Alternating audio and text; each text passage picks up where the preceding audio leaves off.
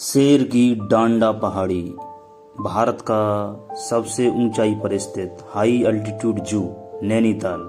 Hello friends, कैसे हैं आप सभी।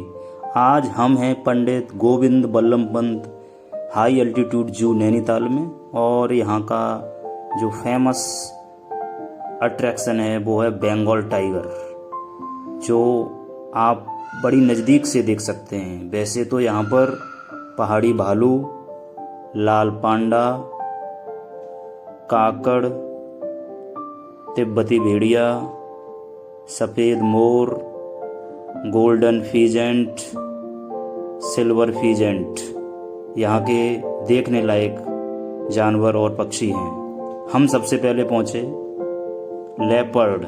लेपर्ड के पास। लेपर्ड सुबह सुबह वॉकिंग कर रहा था अपने घर में। आप अगर नैनीताल जू जाना चाहते हैं तो मॉल रोड से लगभग आपको 2 किलोमीटर चढ़ना पड़ेगा।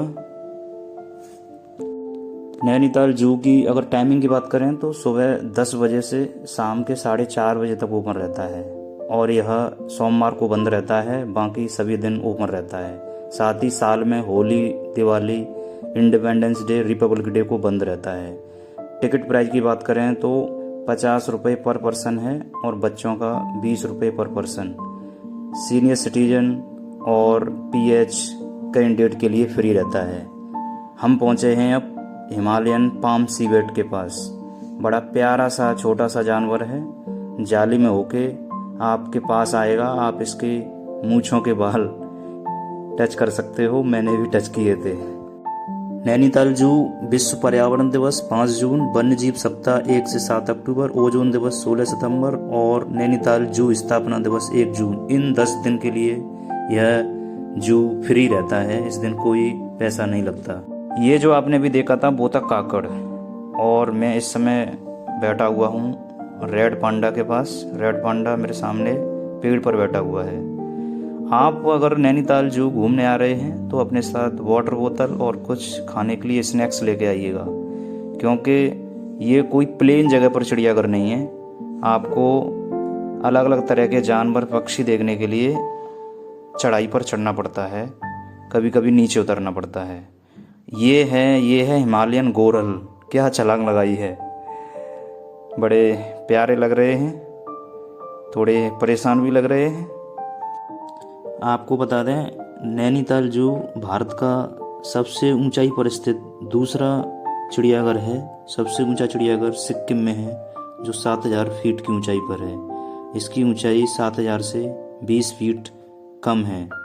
ये है लेपर्ड, जिसकी आंखें सफ़ेद थीं, थोड़ा बूढ़ा नज़र आ रहा था। कुछ लोग कह रहे थे ये ब्लाइंड है, कुछ लोग कह रहे थे इसकी तबीयत खराब है।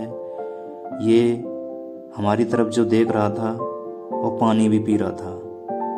लग रहा था मानो अंधा है, ब्लाइंड है, तबीयत खराब है, और ये पानी पीकर चला गया। थोड़ा सा कमज़ोर है जैसा कि दिख रहा है, और वृद्ध भी हो गया है।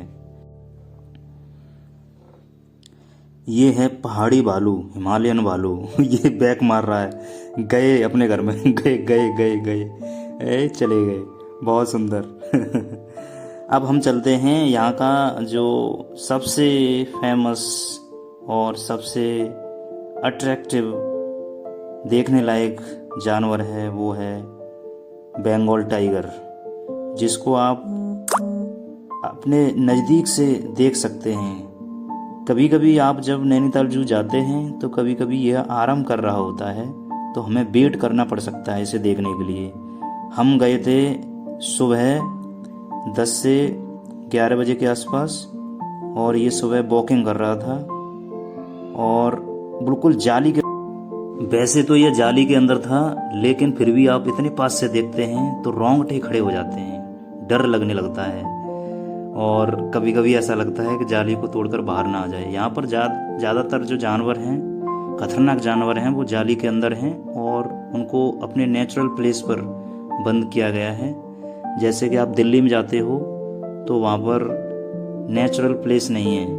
नैनीताल जू 4.5 हेक्टेयर में फैला हुआ है, और मैं आपको बता दूं 1 अक्टूबर से 7 अक्टूबर तक यहाँ पर वन्य जीव सप्ताह मनाया जाता है। इन 7 दिनों में यहाँ पर विभिन्न प्रकार के कार्यक्रम आयोजित होते हैं लोगों को जागरूक करने के लिए, वन्य जीव संरक्षण के लिए और लुप्त प्राणियों प्रजातियों के संरक्षण के लिए। इस 7 दिनों में यह जू फ्री होता है, आप यहाँ आकर एंजॉय कर सकते हैं।